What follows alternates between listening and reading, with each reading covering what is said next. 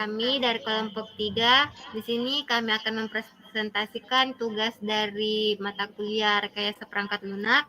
Saya selaku ketua atas nama Naila Durianti Putri dengan NIM 130 2023 0154. Dan saya Marsha Selma Rahim dengan Stambuk 130 2023 0169.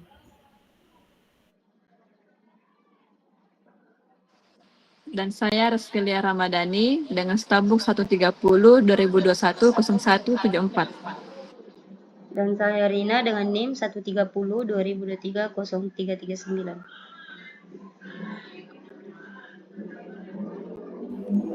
Baik, dalam video kali ini kami akan membahas spesifikasi sistem dari aplikasi e-learning berbasis microservice dengan teknologi adaptive learning. Sistem ini dirancang untuk memberikan pengalaman belajar yang personal dan efisien sesuai kemampuan masing-masing siswa. Adapun pendahuluan, yang pertama itu dokumen persyaratan. Dokumen ini menjelaskan spesifikasi persyaratan perangkat lunak untuk sistem e-learning berbasis microservice dengan teknologi pembelajaran adiktif. Sistem ini dirancang untuk mendukung proses pembelajaran yang lebih efektif dan personal sesuai dengan profil kemampuan masing-masing siswa. Kemudian dokumen ini ditujukan untuk pengembang, analis sistem, penguji, tim manajemen proyek, dan pengguna akhir. Pembaca diasumsikan memiliki pemahaman dasar mengenai sistem pembelajaran digital dan teknologi adiktif learning. Kemudian ini merupakan langkah awal menuju fase perencanaan dan implementasi sistem. Kemudian berikutnya ada cakupan produk. Perangkat lunak ini merupakan platform e-learning berbasis microservice yang mendukung pembelajaran adaptif. Sistem ini akan menyediakan materi pembelajaran, aktivitas, dan sumber belajar secara terstruktur. Profil pembelajaran siswa untuk menganalisis kekuatan dan kelemahan masing-masing siswa. Kemudian ada rekomendasi materi dan penyesuaian kesulitan berdasarkan hasil analisis profil, umpan balik personal dan penilaian otomatis, serta fitur forum diskusi, panduan penggunaan, dan kontak dukungan. Layanan dapat diakses secara online melalui jaringan internet oleh siswa, pengajar, dan administrator.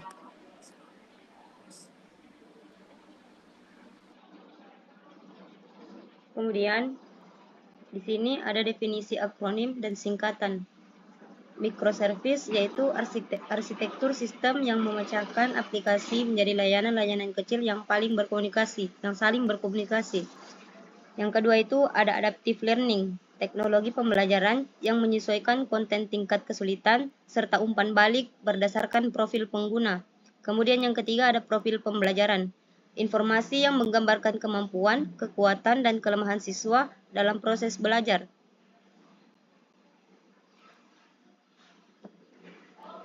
Kemudian ada umpan balik personal yang mana akan memasukkan atau evaluasi yang disesuaikan dengan performa individu siswa. Kemudian sistem penilaian otomatis, mekanisme penilaian berbasis sistem tanpa interferensi manual dari pengajar.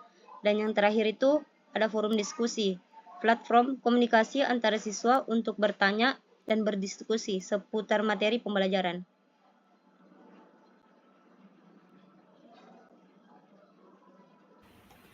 Adapun tinjauan bagian dokumen berikutnya.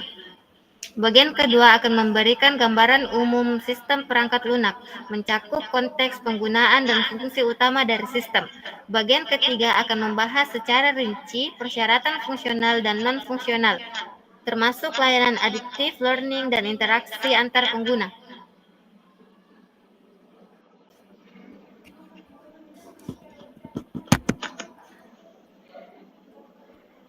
Yang kedua yaitu deskripsi umum, deskripsi produk. Sistem e-learning berbasis microservice ini dengan teknologi pembelajaran adaptif adalah perangkat lunak yang dirancang untuk meningkatkan efektivitas dan efisiensi proses pembelajaran. Sistem ini akan menyediakan pembelajaran yang terstruktur dan personal dengan menyesuaikan konten, tingkat kesulitan, dan umpan balik berdasarkan profil dan kemampuan siswa.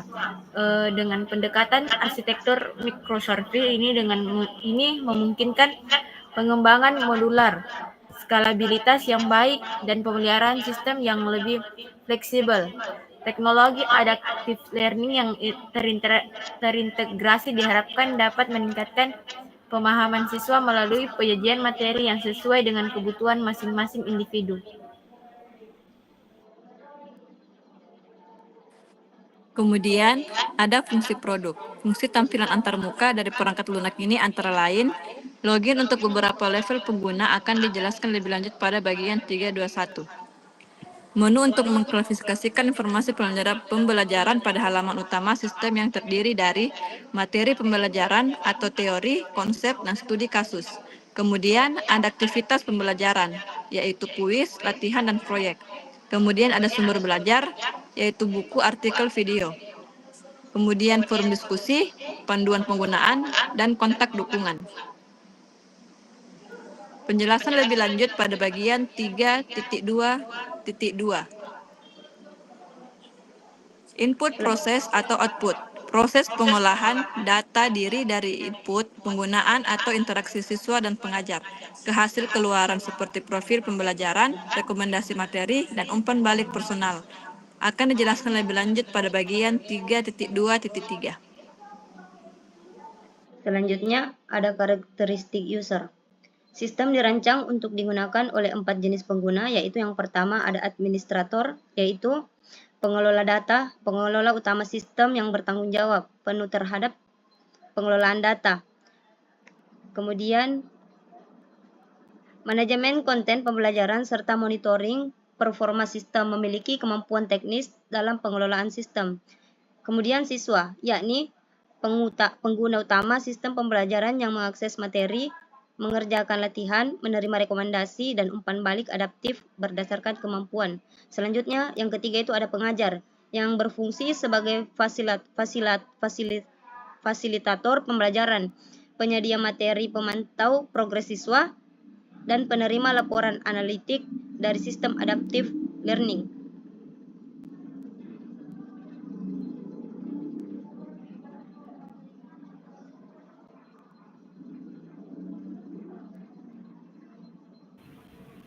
Baik, adapun batasan-batasan umum. Siswa hanya dapat mengakses materi aktivitas pembelajaran sesuai level yang direkomendasikan oleh sistem. Poin selanjutnya yaitu pengajar dapat melihat hasil pembelajaran siswa tetapi tidak dapat mengubah profil adaptif yang dihasilkan sistem. Poin selanjutnya yaitu administrator memiliki hak akses penuh terhadap semua data dan konfigurasi sistem. Dan forum diskusi bersifat moderasi untuk menjaga keamanan dan kenyamanan belajar. Dan poin terakhir dari batasan-batasan umum yaitu sistem dirancang untuk dapat diakses melalui desktop dan perangkat mobile yang berhubung ke internet.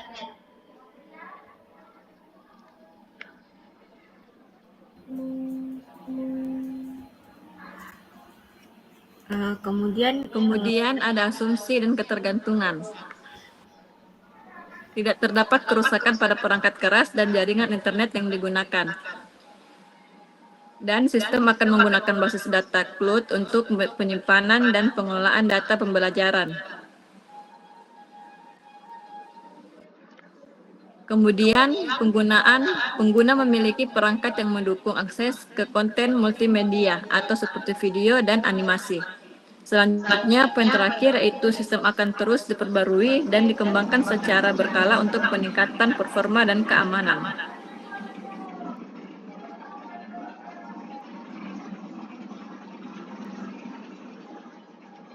Selanjutnya, ada persyaratan umum, persyaratan interface eksternal, yaitu user interface.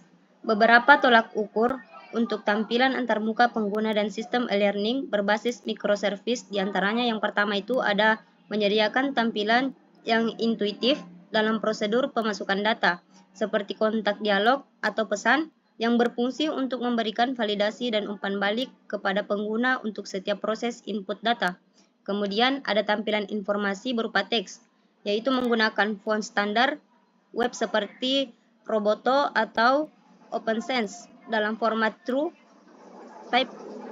Type font atau TTV, gambar atau icon pada sistem memiliki ukuran sebagai berikut. Nah, yang pertama itu ada icon navigasi panjang 16 atau lebar 16. Tombol aksi panjang 100 dan lebar juga 40. Ketiga itu ada logo institusi pada platform. Yang pertama pada platform panjang 200, lebar 200 juga. Kemudian respon sistem terhadap interaksi pengguna terdiri atas 3 jenis. Yang pertama itu menampilkan pesan kesalahan apabila masukan pengguna tidak sesuai dengan format atau data yang diminta oleh sistem. Kemudian menampilkan pesan sukses apabila sistem berhasil memproses input pengguna. Dan yang ketiga itu menampilkan pesan konfirmasi apabila pengguna diminta untuk menyetujui atau membatalkan suatu tindakan penting. Dan yang terakhir itu desain antarmuka dirancang responsif, mobile friendly dengan penyajian data yang terstruktur baik dalam bentuk tabular maupun kartu atau ID card agar memudahkan navigasi, pemahaman materi serta interaksi antarmuka.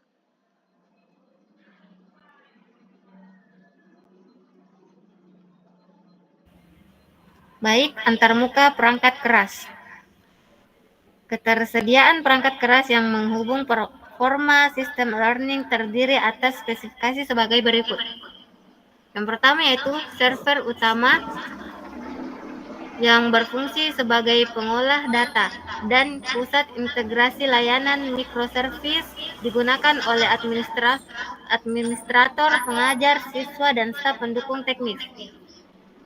Yang kedua, jaringan LAN dan atau wireless sebagai media koneksi antar server dan pengguna dalam satu institusi pendidikan. Yang ketiga, perangkat klien berupa komputer, laptop, atau tablet yang digunakan siswa dan pengajar untuk mengakses sistem e-learning. Dan yang kelima, perangkat audio visual seperti speaker dan webcam. Dan yang keenam yaitu printer untuk mencetak laporan akademik, sertifikat, atau hasil evaluasi pembelajaran. Kemudian antarmuka komunikasi. Untuk mendukung komunikasi data antar layanan dan pengguna digunakan yaitu modem, wifi atau jaringan internet stabil untuk mengakses sistem dari jarak jauh. Poin selanjutnya, server DHCP untuk mengelola alamat IP perangkat pengguna di dalam jaringan lokal institusi.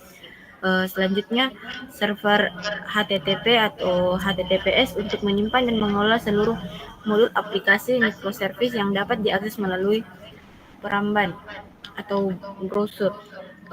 Selanjutnya, API Gateway sebagai pintu masuk semua komunikasi layanan microservice untuk menjamin keamanan dan pengelola trafik yang efisien antar modul sistem.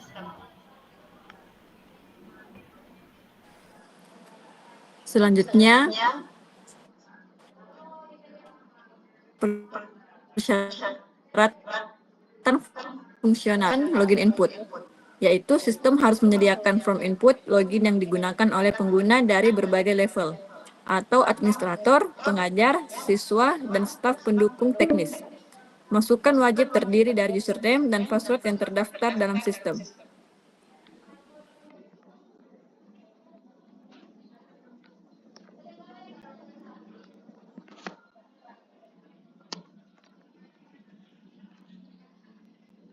Kemudian ada verifikasi, yaitu sistem harus melakukan verifikasi kredensial yang dimasukkan. Jika login gagal, sistem akan menampilkan pesan kesalahan dan meminta pengguna mengulangi proses login hingga berhasil. Setelah berhasil, sistem akan mengarahkan pengguna ke halaman dashboard yang sesuai dengan perannya.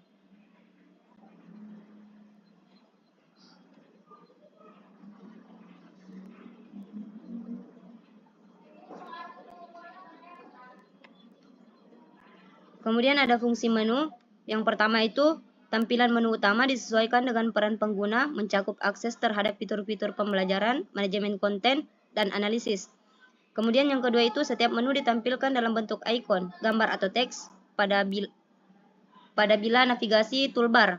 Kemudian yang ketiga, beberapa submenu hanya akan terbuka setelah pengguna login dan sesuai dengan hak aksesnya. Dan yang terakhir itu tampilan antarmuka halaman menu dirancang responsif, terstruktur, dan mudah dipahami.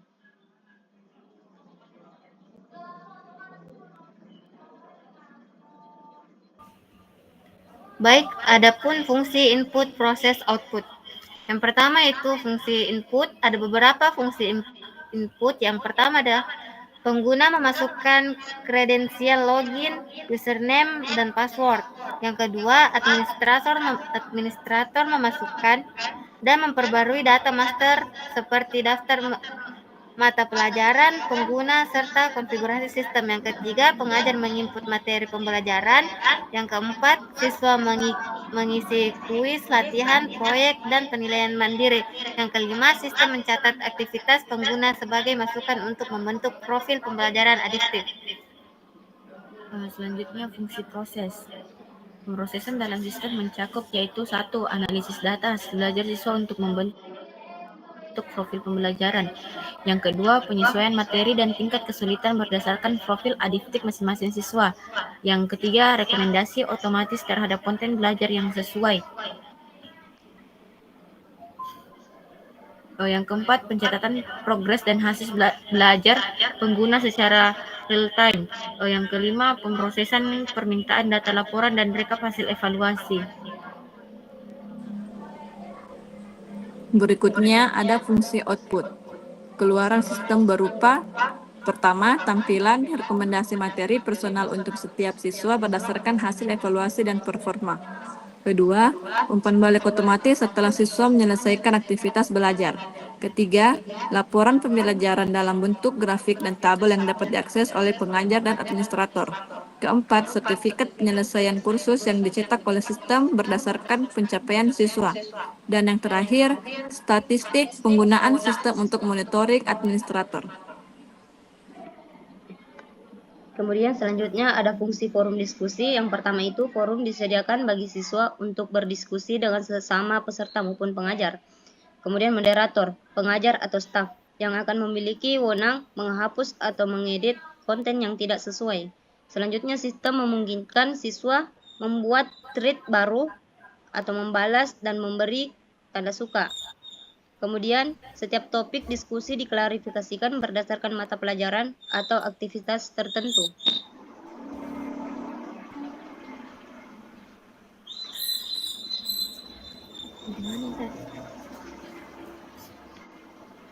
Baik, adapun fungsi penilaian otomatis dan umpan balik adiktif.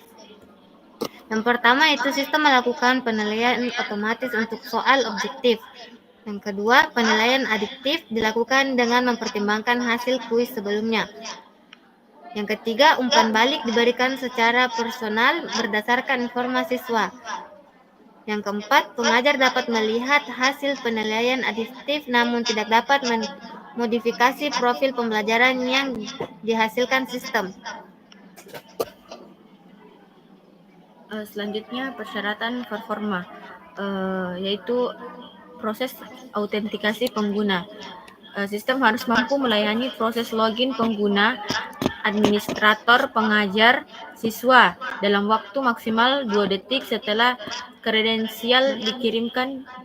Proses autentikasi termasuk validasi token dan pemanggilan data profil dari layanan mikro dan relevan. Yang kemudian penyajian materi pembelajaran, yaitu setiap permintaan materi pembelajaran oleh siswa atau pengajar harus ditampilkan maksimal dalam waktu 3 detik, termasuk pemrosesan preferensi belajar adaptif dari masing-masing siswa. Yang ketiga itu evaluasi dan umpan balik otomatis. Sistem memberikan hasil evaluasi otomatis untuk soal objektif dalam waktu maksimal 5 detik setelah siswa menyelesaikan kuis. Sistem juga secara langsung memberikan umpan balik dan yang relevan berdasarkan profil adaptif siswa. Kemudian batas-batas memori dan penyimpanan. Dalam implementasi aplikasi ini, kebutuhan batasan memori data minimum yang disarankan adalah pengguna, yaitu siswa dan pengajar, memorinya itu 2 giga. Kemudian administrator sistem harus memiliki memori 2 giga juga. Server aplikasi microservice harus memiliki memori 8 giga. Kemudian media penyimpanan tetap untuk data materi, hasil evaluasi dan log aktivitas 2.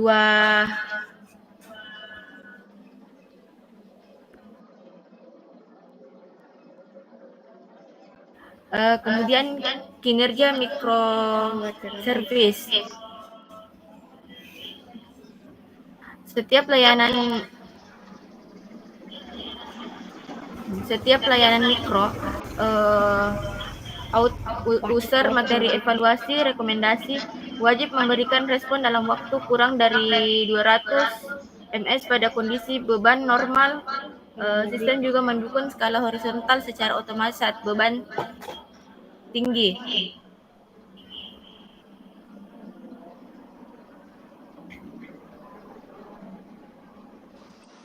Kemudian ada atribut perangkat lunak. Yang pertama, ketersediaan. Aplikasi e-learning ini dirancang untuk dapat digunakan selama 24 jam setiap hari, dengan toleransi downtime maksimum 0,5% per bulan. Proses backup data dilakukan otomatis setiap hari pada pukul 2 atau waktu sistem melalui layanan microservice backup terpusat. Kemudian ada keamanan. Yang pertama, setiap pengguna diwajibkan memperbarui password setiap 60 hari sekali. Kedua, password minimal terdiri dari 12 karakter dan harus merupakan kombinasi huruf besar, huruf kecil, angka, dan simbol. Ketiga, sistem membatasi maksimal 5 kali percobaan login gagal berturut-turut dan akan memblokir akses sementara selama 15 menit. Keempat, data sensitif seperti hasil belajar, evaluasi, dan preferensi adaptif hanya dapat diakses oleh pengguna yang berwenang sesuai hak aksesnya. Kemudian yang kelima, komunikasi data antar microservice menggunakan protokol HTTPS dan enkripsi JWT untuk menjamin keamanan data.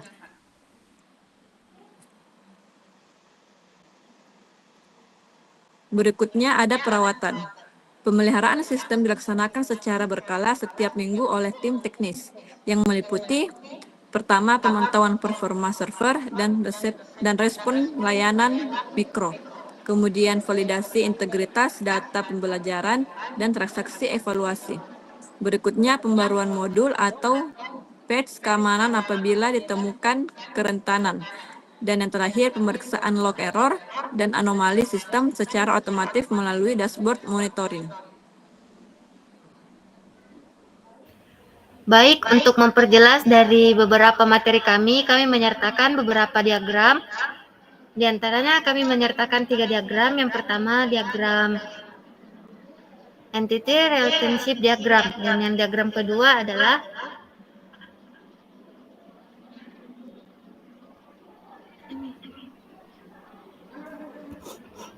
yaitu state transition diagram pengguna siswa learning system. Dari gambar ini kita dapat mempermudah untuk memahami beberapa materi dari kami di atas. Dan adapun gambar terakhir yaitu sebuah flow diagram. Mungkin cukup sekian dari presentasi kami. Kurang dan lebihnya mohon dimaafkan. Apabila ada suara tambahan, mohon dimaklumi. Sekian. Assalamualaikum warahmatullahi wabarakatuh. Waalaikumsalam warahmatullahi wabarakatuh.